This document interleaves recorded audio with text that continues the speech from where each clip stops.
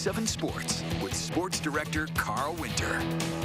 The Bucks are into the final few weeks of their season, but tension between Giannis Antetokounmpo and the front office is not going away.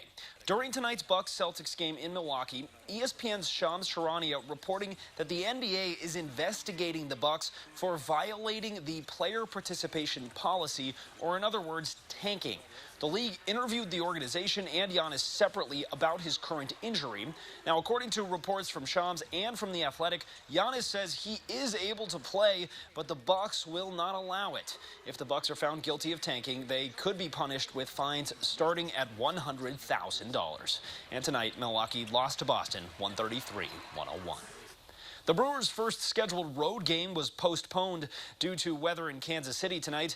Off the field, though, the Crew locking in a key piece of their future, signing one of their top young prospects to a long-term extension this afternoon. Milwaukee inking 21-year-old infielder Cooper Pratt to an 8-year, $82 million deal through 2033, with club options beyond that. The former sixth-round pick has quickly climbed the ranks in the farm system, earning co-minor league player of the year honors in 2024.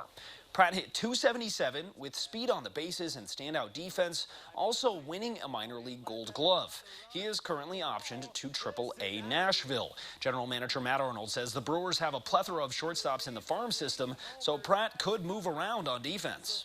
I would say I feel like our organization prides itself on versatility, and so just because a guy is currently at shortstop doesn't mean he necessarily has to stick there.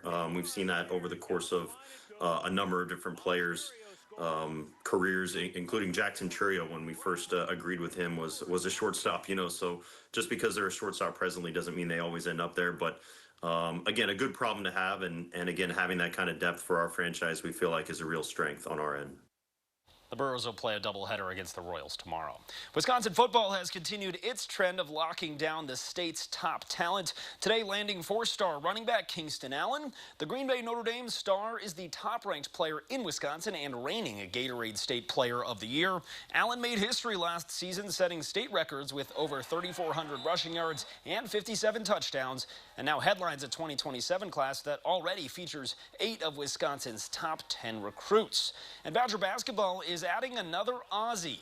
Reports tonight saying 22-year-old Owen Foxwell has flipped his commitment from LSU to Wisconsin. Foxwell is a 6'2" left-handed guard from Australia, currently playing for the Southeast Melbourne Phoenix of the National Basketball League. That's the top league down under. He's a former teammate of Badgers forward Austin Rapp and has all 4 years of eligibility. The Madison Capitals hockey team saying goodbye to its longtime home tonight.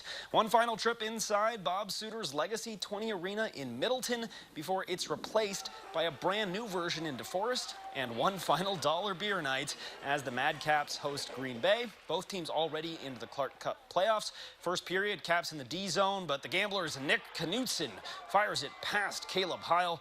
That puts Green Bay ahead, and they led the whole way, winning 3-2. The two teams will meet again Saturday in Green Bay to end the regular season, and again, they are both into the playoffs. That's it for sports tonight. We'll be right back after the break.